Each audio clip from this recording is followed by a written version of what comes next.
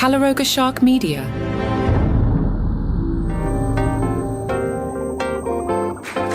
Hey there, I'm Johnny Mac with your daily comedy news, a daily briefing on stand-up comedy comedians in the comedy industry. A sentence the algorithms love. We'll talk about SNL UK in the second half, because we got a lot to talk about. There are a bunch of fights, and Johnny Mac likes fights. But before we even get to the fights, we'll start with some big news.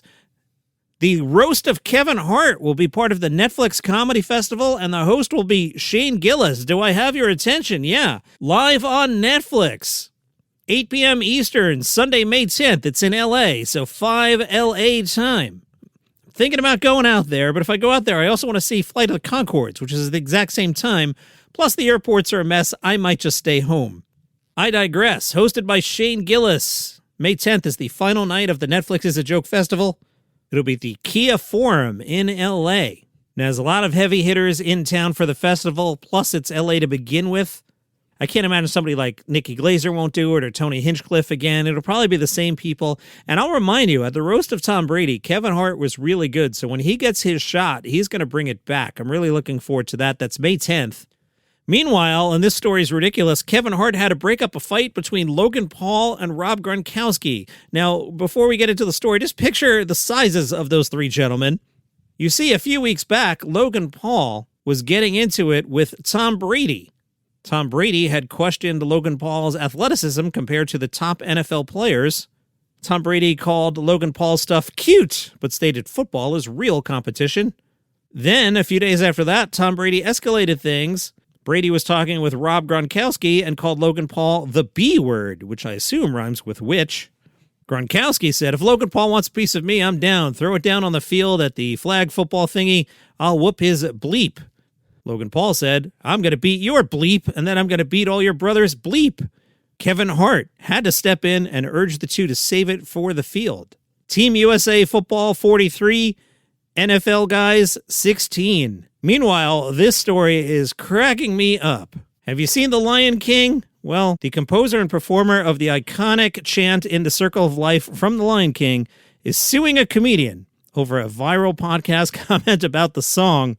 You see, Zimbabwe comedian Learnmore Jonasi was on the 154 Africa podcast and made a joke about the song. Let's listen. I got another thing, though. The thing about the Lion King, man. Yeah. Okay, what do the Lion King thing. Ready?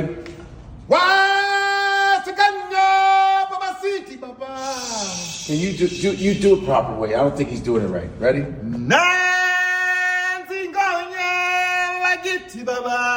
Now, this was a very wow. Now, what does it mean? What are they actually saying? Is it deep? What is this? Very deep. It means, okay. Look, there's a lion. Oh my God! Now, Lebo M wrote the chant and performed it in both the 94 original Lion King movie and the 2019 remake. In the lawsuit, Lebo said the chant is a form of royal praise that relies on metaphors, and the true translation is, all hail the king, we all bow in the presence of the king, not, look, there's a lion, oh my God. The legal complaint says, look, there's a lion, oh my God, is not a simplified translation. It is a fabricated, trivializing distortion meant as a sick joke for unlawful self-profit and destruction of the imaginative and artistic work of Lebo M. The lawsuit is asking for $27 million in damages from that joke. The belief is that the joke could affect Lebo M's longtime relationship with Disney. Lebo says he now, quote, fears for his life due to xenophobic comments and claims he's been confronted in bombardment with comments about the podcast clip. Further reporting says that Lebo stated in a video on March 4th on Instagram that he had messaged the comedian about his concerns, but the comedian brushed him off and said he's been doing the same joke for 8 years and did not plan to stop. In the video, Lebo apparently says, I did try to engage this young man, and he was so arrogant. Meanwhile, Elon Musk and Jon Stewart traded barbs on social media.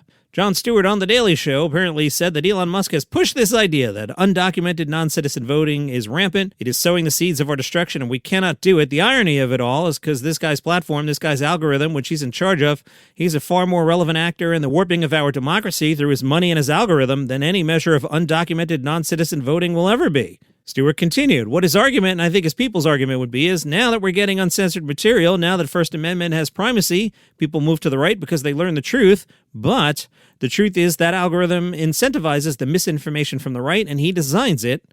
Elon Musk responded and wrote, Jon Stewart is an extremely skilled propagandist, disguised as a truth teller. Stewart fired back, writing that Musk is, quote, an extremely skilled propagandist. Elon responded to that, writing, not as good as you. Stop being so humble. Pete Holmes' special is out today on YouTube. It is called Silly, Silly Fun Boy. I have seen it, liked it a lot. Pete was a guest on this program about 3 weeks ago. You should watch it. It'll be on the 800-Pound Gorilla YouTube channel at 8 Eastern today. In the special, Pete Holmes delivers fresh takes on parenting, marriage, and more. Pete was on the Upworthy podcast and shared 3 words that have been a game changer in how he views life.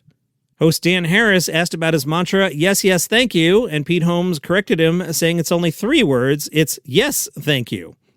One fewer yes there. Pete explained the concept. I've heard really good teachers say that if you can really just say yes to what is, that's all you need. It just really short-circuits your brain if you say yes, thank you to it.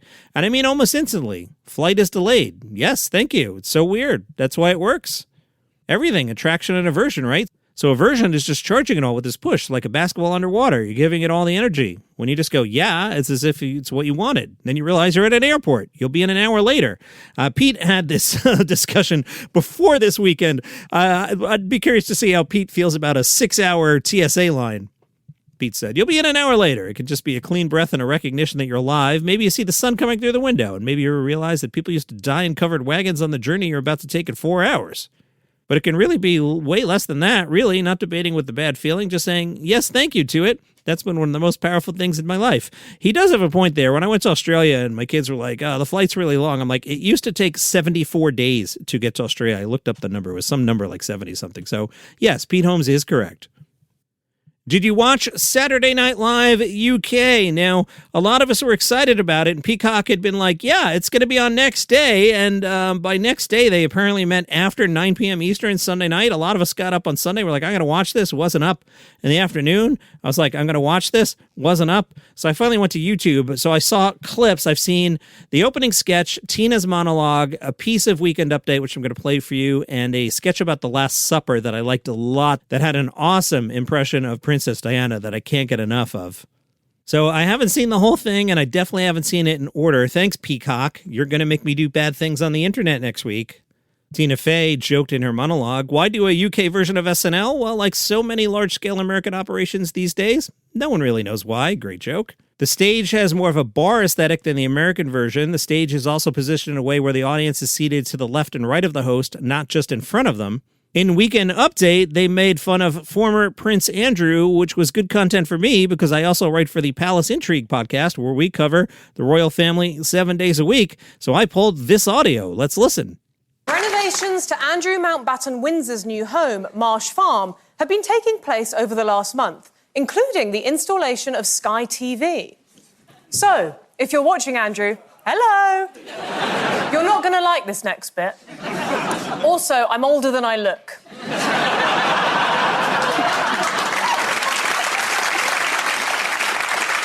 Andrew's new residence, Marsh Farm, is of course named after the nearby marsh where his body will be found. It was reported this week that the police investigation into Andrew is set to widen. The big question now is, if Andrew is charged, found guilty and put in prison, will he be able to keep his mouth shut? I hope not, said his cellmate's penis. We're now 3 weeks into the Iran war, which started with the death of one Ayatollah Khomeini and the appointment of another Ayatollah Khomeini. Khomeini, 2, but 1's dead now. Friend of the show, Jason Zinneman. He writes for the New York Times and wrote under the headline, like stepping into a well-run Starbucks abroad. I love that. That is a great description. Jason Zinneman, friend of the show. Jay-Z writes, I found the promising debut of the British spinoff eerily familiar. I agree. I was discussing with Mark, who hosts the Palace Intrigue podcast. He said that it needs to get more British. And I said, I think they did the right thing. I think you don't want to screw up episode 1. You go right down the middle. Tina Fey knows how to do the show. You do the basics. You do the monologue, 2 band sets, Weekend Update, and you just hand in the homework. And I think they delivered. least from the parts I saw. And as time goes on, it can become its own thing. See The Office versus The American Office for the opposite example of that.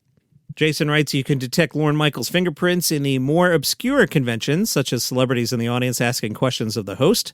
In Tina's monologue, it was Michael Cera and Graham Norton.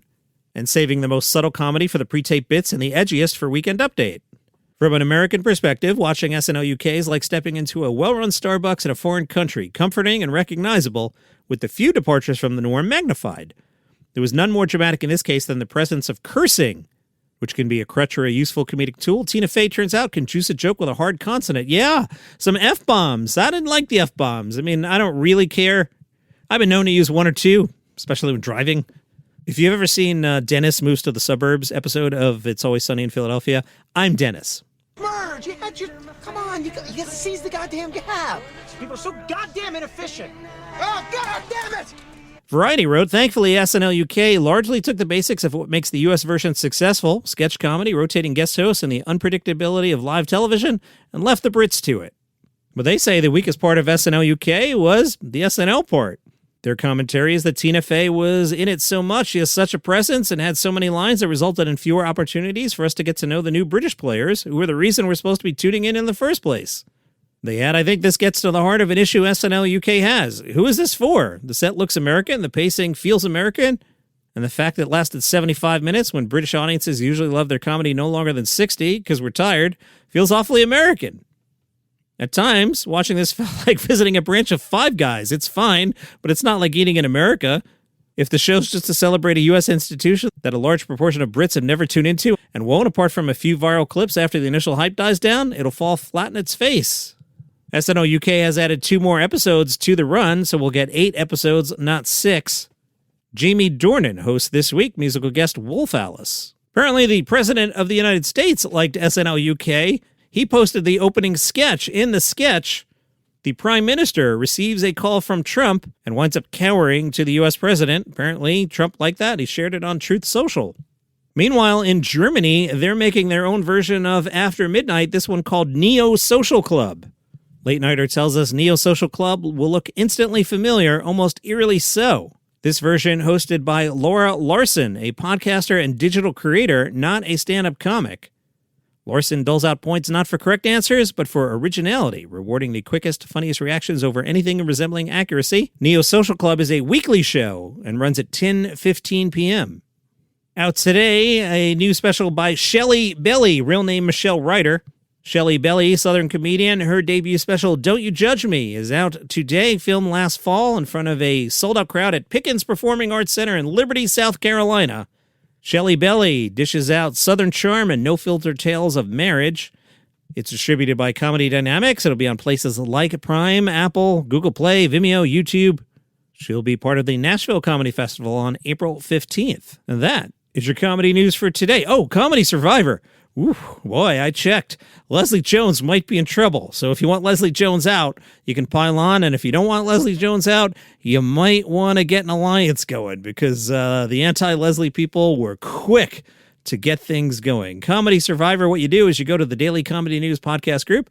There's a drawing of me and Atsuko Atkaska, who was voted off the island last week. And in that thread there, you write down the name of one of the 5 remaining comedians, and you see who gets voted off Comedy Island. Voting continues until Thursday. All right, see you tomorrow.